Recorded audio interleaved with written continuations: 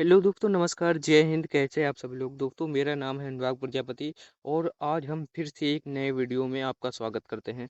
तो दोस्तों, आज का हमारा जो वीडियो है उसमें हम आपको बताने वाले हैं कि आखिर क्यों मॉक टेस्ट में भी और हमारा रियल एग्जाम में भी हमारा स्कोर जो है वो लो रह जाता है, जबकि हमें क्वेश्चंस ज़्यादा आते होते हैं। तो दोस्तों, अक्सर काफ़ी बच्चे, आप ही नहीं, काफ़ी बच्चे जो है ये गलती अ, हर एग्जाम में करते हैं, हर मॉक टेस्ट में करते हैं, जिससे उनका स्कोर जो है लो रह जाता है और सिलेक्शन दूसरे बच्चे ले जाते हैं। तो दोस्तों, आज कुछ गलतियों पर हम बात करने वाले हैं। अगर इन गलतियों को आप आज से ही छोड़ देंगे तो आप देखेंगे कि आज से ही आपका स्कोर जो है वो बढ़ना शुरू हो गया है और धीरे धीरे इन्हें फॉलो करते हुए आपका जो स्कोर है वो जो है 50 से 80 पर जाकर आपका पहुंच जाएगा। और 80 नहीं, अगर आपको बेहतर नॉलेज है तो आप 80 से ऊपर भी, काफ़ी ऊपर भी जा सकते हैं। तो दोस्तों, चलिए धीरे धीरे करके सभी गलतियों पर बात करते हैं। तो चलिए वीडियो स्टार्ट करते हैं। स्टार्ट करने से पहले आपको बता दें कि अगर आप हमारे चैनल पर नए हैं तो चैनल को सब्सक्राइब जरूर कर लीजिए।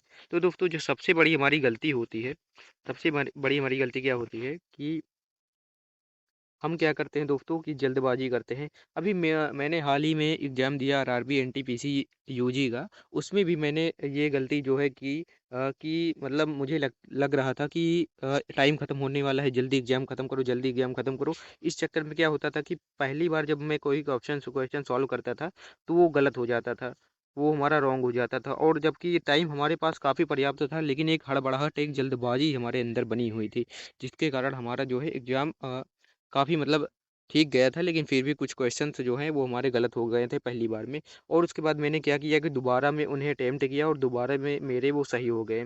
तो दोस्तों, अगर आप लोग कोई जल्दबाजी नहीं दिखाएंगे तो आपका जो पहले ही बार में है क्वेश्चन, पहले ही बार में सही हो जाएगा और आपका जो है टाइम जाकर बचेगा। तो जल्दबाजी दिखाने से हमारा टाइम और कम होता है, ना कि हमारा टाइम और बढ़ता है। तो दोस्तों, आपको जल्दबाजी बिल्कुल भी नहीं करनी। उसके बाद क्या करना है, गेस वर्क। अक्सर हम क्या करते हैं कि जैसे हमारा कोई मान लीजिए ऑप्शन हमें समझ में आ रहा है कि ये हो सकता है सही। एक सेकेंड।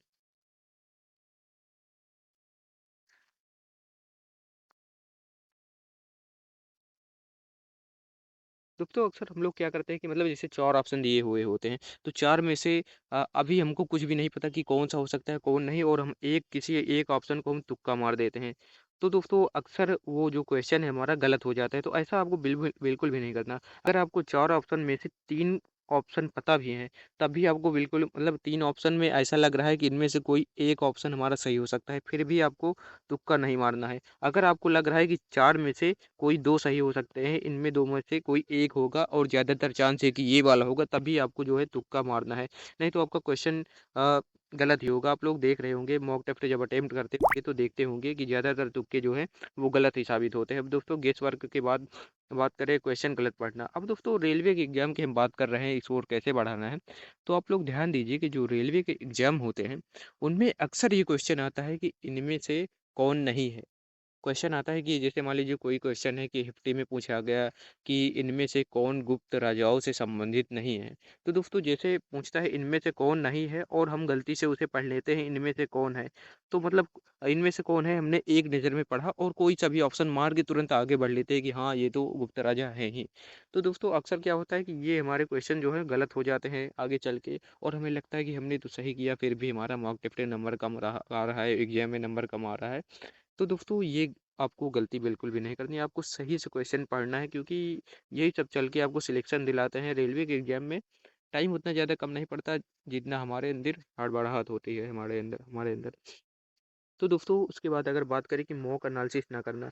अब दोस्तों, हम लोग मॉक में देखते हैं कि हमारा बहुत कम नंबर आया। अब देखते ही हम निराश हो जाते हैं और दोबारा हम उस मॉक टेस्ट की ओर देखते भी नहीं कि हमारा कहाँ गलती हुई, क्यों हमारा नंबर कम आया, क्यों हमारे नंबर 60 से 70 के बीच में रह जा रहे हैं, क्यों हमारे नंबर 80 प्लस नहीं जा रहा। तो हम दोबारा देखते ही नहीं, क्यों? क्योंकि हमारा मॉक टेस्ट में कम नंबर आया, हम निराश हो चुके। तो ऐसा आपको बिल्कुल भी नहीं करना। मॉक टेस्ट में आपके कम नंबर आ रहे हैं तो आपको ज़्यादा खुश होना है कि हाँ, इस मॉक टेस्ट में मेरी ज़्यादा ज़्यादा गलतियाँ मतलब पकड़ने को मिलेंगी, ज़्यादा मैं सीख सकूँगा इस मॉक टेस्ट से। तो दोस्तों, आप लोगों को क्या करना है कि मॉक टेस्ट जैसे ही आप लोग अटेम्प्ट करें, उसके बाद उसका एनालिसिस ज़रूर करें, ठीक है? बढ़ते हैं दोस्तों अ, अगले मतलब हमारी गलती की ओर हम क्या करते हैं।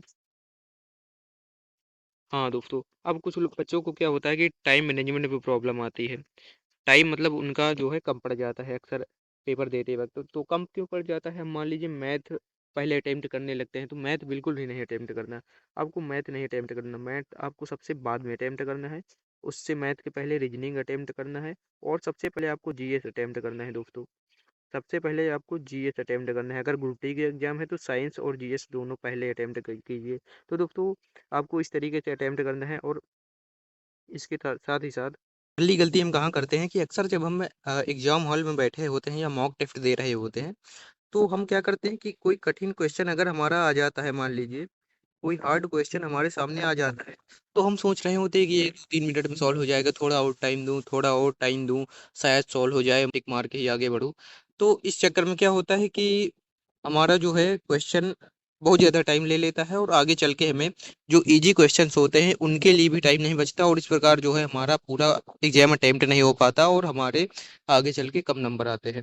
तो ऐसा बिल्कुल भी आप लोगों को नहीं करना है। एक्यूरेसी आपकी बेहतर होनी चाहिए, अटेम्प्ट भले ही कम हो। अटेम्प्ट भले ही कम हो, लेकिन एक्यूरेसी आपकी बेहतर होनी चाहिए। तो दोस्तों आप लोगों को क्या करना है कि मतलब फर्जी के क्वेश्चन जो आपको नहीं आ रहे हैं उन्हें बिल्कुल भी आप लोगों को टिक नहीं मारना है, उनको बिल्कुल स्किप करके आगे बढ़ जाना है। क्योंकि अगर आपकी एक्यूरेसी बढ़िया रहेगी तो आगे चल के मतलब आपके अंक आने वाले हैं। क्योंकि अब रेलवे में क्या होता है कि 1/3 नेगेटिव मार्किंग होती है, तो आप लोगों का मतलब यही समझ लीजिए कि काफ़ी ज़्यादा अंक कट जाते हैं नेगेटिव मार्किंग की वजह से। जबकि एसएससी में हमारा होता है कि 1/4 नेगेटिव मार्किंग होती है, वहाँ पर आप लोग मार सकते हैं तुक्के। एसएससी में 1/4 होती है, वहाँ पर आप लोग तुक्के मार सकते हैं। मॉक टेस्ट देने का हमारा फार्मूला क्या है? मॉक टेस्ट देने का फार्मूला यही कि मॉक दो, और उसका एनालिसिस करके गलती सुधारो। उसके बाद क्या है, फिर मॉक दो, फिर मॉक दो, देखो कि क्या मेरी ये गलती दोबारा में सुधर चुकी है या अब भी मेरी वही गलती हो रही है।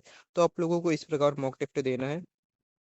और दोस्तों टॉपर की जो हमारी 7 रणनीतियाँ होती हैं, टॉपर की हमारी 7 रणनीतियाँ होती हैं टॉपर की। तो सबसे पहले टॉपर हमारा रिवीजन पर ध्यान देता है। पढ़ो कम, लेकिन जितना पढ़ रखा है वो तैयार आपका होना चाहिए, रिवीजन बेहतर होना चाहिए आपका। एनालिसिस करता है टॉपर, मॉक टेस्ट देता है, तो एक्यूरेसी उसकी बेहतर होती है, 90% की प्लस एक्यूरेसी उसकी रहती है। और दोस्तों काम माइंड होता है। जैसा कि मैंने आपको बताया कि क्वेश्चन तो आ रहे होते हैं, लेकिन हड़बड़ाहट में क्वेश्चन हमसे गलत हो जाते हैं। कभी हम गलत पढ़ लेते हैं, कभी हम मतलब क्वेश्चन पर ज़्यादा टाइम दे देते हैं, मतलब कुछ भी होता है, हड़बड़ाहट की वजह से हमारा जो है गलत हो जाता है क्वेश्चन। तो आपको काम माइंड रखना है, बिल्कुल शांत दिमाग से क्वेश्चन पेपर सॉल्व करना है रेलवे के एग्जाम्स में, और आपको स्मार्ट अटेम्प्ट्स रखने हैं।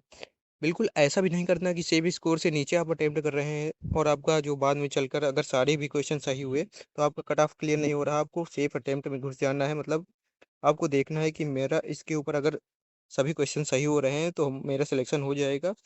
तो उतने क्वेश्चन आपको अटेम्प्ट करने हैं, और बहुत ज़्यादा फर्जी वाले भी नहीं अटेम्प्ट करने हैं कि आपका नेगेटिव मार्किंग ले बैठे। तो दोस्तों आप लोगों को सेफ अटेम्प्ट में रहना है। तो आज का हमारा बस वीडियो यही था दोस्तों।